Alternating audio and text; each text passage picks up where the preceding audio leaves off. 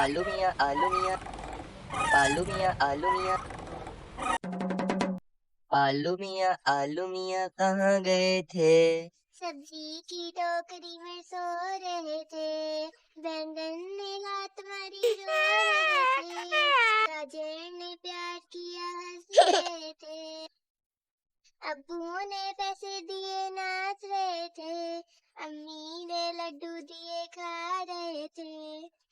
आलू मियाँ कहाँ गए थे। आलू मियाँ कहाँ गए थे।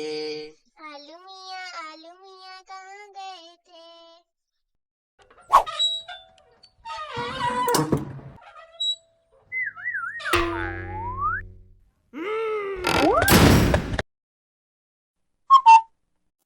बुलबुल का बच्चा खाता था खिचड़ी पीता था पानी।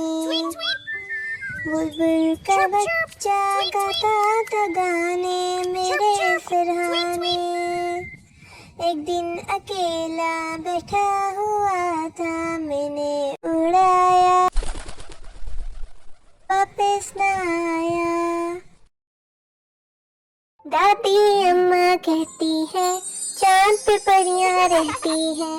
दादी अम्मा कहती है चांद पे परियां रहती है। रोज उतर कर आती है, अपने पर फैलाती है। रोज उतर कर आती है, अपने पर फैलाती है। आज न रात में सोऊंगी, चांद की परियां देखूंगी। आज न रात में सोऊंगी, चांद की परियां देखूंगी। दादी अम्मा कहती है चांद पे परियां रहती है। दादी अम्मा कहती है चांद पे परियां रहती है।